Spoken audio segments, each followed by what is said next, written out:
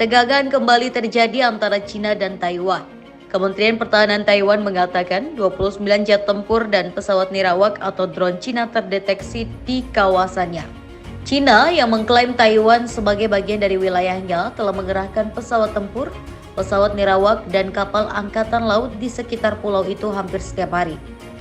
Dilansir kantor berita AFP, Kamis 26 September 2024, peningkatan terbaru dalam pergerakan militer terjadi setelah media Jepang melaporkan bahwa sebuah kapal perang Jepang berlayar melintasi Selat Taiwan untuk pertama kalinya.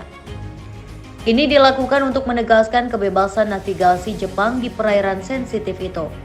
Kementerian Pertahanan Taiwan mengatakan 43 pesawat militer Cina dan 8 kapal angkatan laut terdeteksi dalam periode 24 jam yang berakhir pada pukul 6.00 pagi waktu setempat.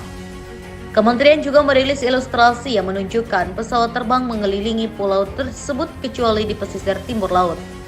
Menjelang sore, kementerian tersebut melaporkan 29 pesawat tambahan termasuk jet tempur dan pesawat nirawak telah terdeteksi sejak pukul 8 pagi.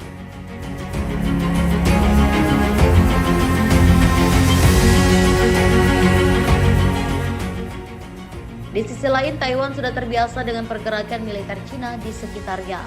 Menurut para ahli militer, peningkatan jumlah pesawat, kapal, dan pesawat nirawak sebagai bentuk-bentuk gangguan zona abu-abu yang membuat angkatan bersenjata Taiwan selalu waspada. Taktik-taktik ini yang tidak termasuk tindakan perang langsung digunakan untuk menguras habis tenaga pasukan Taiwan.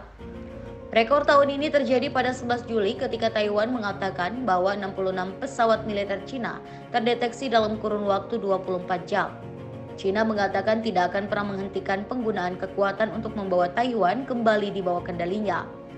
Cina telah meningkatkan tekanan militer terhadap pulau itu dalam beberapa tahun terakhir. Taiwan adalah sebuah pulau kecil yang dulunya bagian dari negara Cina. Luas wilayah Taiwan sendiri hanya sekitar 36.000 km persegi. Hal ini terlihat sangat kecil jika dibandingkan dengan Pulau Jawa yang memiliki luas sekitar 128.000 km persegi. Dikarenakan pada tahun 1660-an sedang terjadi pergolakan politik di Tiongkok, akhirnya etnis Han yang tinggal di pesisir Laut Tiongkok memilih bermigrasi ke pulau tersebut. Pada tahun 1996, Taiwan melakukan pemilihan presiden untuk pertama kalinya. Cina yang tidak terima dengan keputusan tersebut kemudian mengirimkan pasukan militernya untuk merebut kembali wilayah kedaulatannya. Hingga sampai sekarang masih sering terjadi ketegangan antara kedua negara tersebut. Tahukah kalian bahwa Taiwan dan China adalah dua negara yang sangat berbeda? Tetapi seberapa berbeda kedua negara tersebut? Sebagai perbandingan, Taiwan jelas lebih kecil jika dibandingkan dengan China. Taiwan memiliki luas daratan sekitar 36.000 km persegi, 260 kali lebih kecil dari China.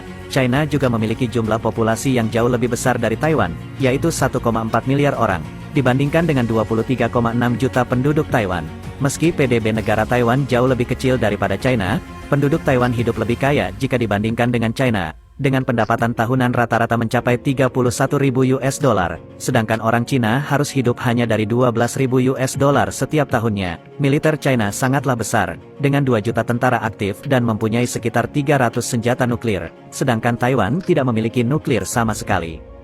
Bagaimana sejarah konflik antara Tiongkok dengan Taiwan? Semua ini bermula pada tahun 1911, ketika negara Republik Tiongkok yang dipimpin oleh Partai Kuomintang didirikan. Dan beberapa tahun kemudian, lahirlah Partai Komunis Tiongkok. Karena kondisi Tiongkok kala itu terpecah-pecah, jadi mereka memerlukan bantuan dari luar untuk menyatukan Tiongkok. Tetapi hanya Uni Soviet yang bersedia membantu Republik Tiongkok dengan syarat, Partai Kuomintang harus bekerja sama dengan Partai Komunis Tiongkok. Dan Sun Yat-sen selaku pemimpin Republik Tiongkok pun menerima tawaran itu. Selanjutnya Bapak Sun meninggal dan kepemimpinan digantikan oleh Chiang Kai-shek. Bapak Chiang tidak menyukai komunis, jadi ia menyerang pihak komunis sehingga menyebabkan perang saudara. Kerja bagus. Perang pun berhenti sejenak ketika Jepang menginvasi Tiongkok pada Perang Dunia Kedua. Setelah Jepang menyerah kepada sekutu, Perang Saudara Part II pun dilanjutkan. Kali ini, pihak komunis menang dan berhasil mengusir Republik Tiongkok ke Pulau Formosa. Pulang ke kampung sana, Cina!